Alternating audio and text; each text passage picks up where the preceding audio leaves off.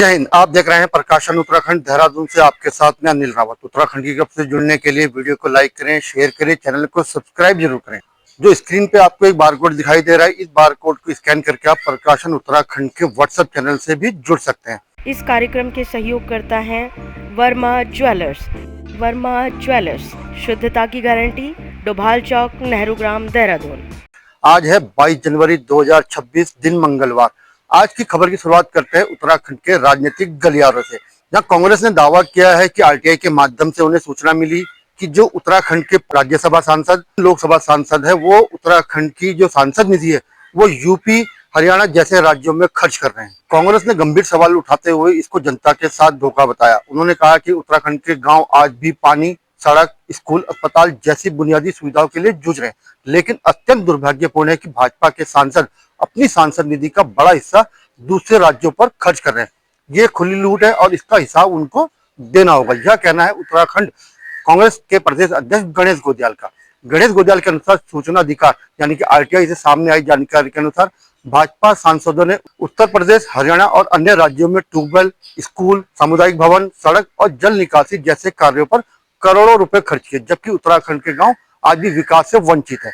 यह उत्तराखंड की जनता के साथ खुला विश्वासघात है। उन्होंने कहा कि उत्तराखंड के लोग पूरे देश में रहते हैं। यह तर्क देकर भाजपा सांसद अपने कर्तव्यों से भाग नहीं सकते। उन्हें याद रखना चाहिए कि उन्हें सांसद उत्तराखंड की जनता ने चुना है। देहरादून, टिहरी, अल्मोड़ा, पौड़ी, चमोली जैसे क्षेत्र आज भी सड़क, पेयजल, स्वास्थ्य, शिक्षा बदहाल है, लेकिन भाजपा सांसदों की प्राथमिकता उत्तराखंड नहीं बल्कि राजनीतिक हित है। कांग्रेस मांग करती है कि सांसद निधि का पूरा उपयोग उत्तराखंड के विकास के लिए किया जाए। जनता के साथ हुए इस विश्वासघात पर भाजपा सांसद जवाब दे। केंद्र सरकार सांसद निधि के दुरुपयोग की जांच कराए। गोदल ने कहा कि उत्तराखंड देवतुल्य जनता सब देख रही है और समय आने पर जवाब जरूर देगी। यह विकास नहीं विश्वासघात है। उत्तराखंड की जनता जवाब मांगेगी। गोदल ने कहा कि देवभूमि को सिर्फ भाषण मिले, विकास नहीं, यही भाजपा का असली चेहरा है। आइए सुनते हैं कांग्रेस प्रदेश अध्यक्ष गणेश गोदियाल को। आज बहुत ही अचंभित कर देने वाली एक खबर छपी है कि उत्तराखंड हमारे प्रदेश के कई सांसद गणों ने अपनी सांसद निधि को प्रदेश के इतर बाहर के राज्यों में खर्च किया है। ये बहुत ही विस्मय की स्थिति है कि प्रदेश के सांसदों की निष्ठा इस प्रदेश में सीमित न होकर अन्य प्रदेशों में भी उनकी निष्ठा जुड़ी हुई है और वो निष्ठा अन्य प्रदेशों के लिए भी प्रदर्शित कर रहे हैं।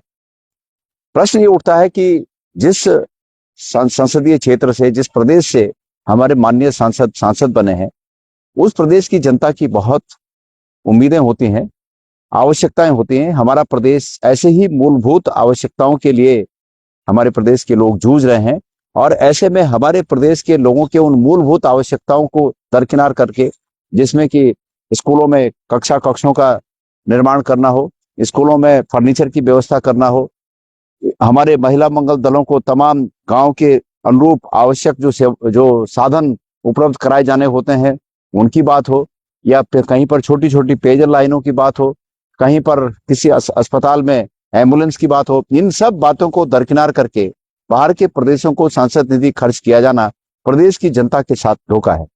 ये बहुत ही विस्मयकारी बात है, अचंभित कर देने वाली बात है कि हमारे प्रदेश के सांसदों ने इसके बावजूद बाहर के प्रदेशों में अपनी सांसद निधि को खर्च करना उचित समझा। ये सिर्फ इसलिए हो रहा है, मैं कल कई बार इस बात को कह रहा हूं, ये इसलिए हो रहा है कि जब सांसद गणों को या चुने हुए किसी भी व्यक्ति को जो जनता के वोट पर चुना जाता है, जब उसको ये लगता है कि जनता के वोट की कोई कीमत नहीं है, जनता का वोट कुछ भी हो, जनता का मन कुछ भी हो, जनता का मत कुछ भी हो, चुनाव जीतने के लिए जुगाड़ अन्य तरीकों से बनाए जाते हैं, तो तब ये बात सरेआम हो जाती है कि वो अपनी मर्जी से काम करते हैं और मर्जी का परिणाम यही होता है जो आज सांसद निधि भी बाहर के प्रदेशों में उत्तराखंड की खर्च हो रही है। ये तो यहां तक बात आई है कि 2017-18 में जो सांसद रहे उनकी सांसद निधि भी अब जाके 24-25 में संस्तुति की जा रही है और तब जाके खर्च हो रही है। ये कितने विस्मयकारी बातें हैं। इसलिए हर डाल पे उल्लू बैठा है, अंजाम गुलिस्तां क्या होगा। और इसका इलाज सिर्फ यही है कि बदलाव, अगर बदलाव नहीं हुआ तो ये जड़ें और गहरी होती जाएंगी, ये तानाशाही और गहरी होती जाएगी।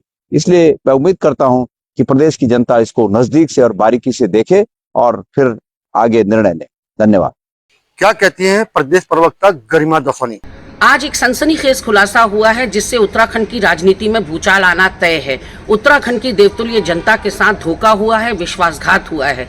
उसने अपने 8 के 8 सांसद जो उत्तराखंड से होते हैं, 5 लोकसभा और 3 राज्यसभा, सब भाजपा की झोली में डालने का काम किया। लेकिन भाजपा के सांसदों ने बदले में क्या दिया?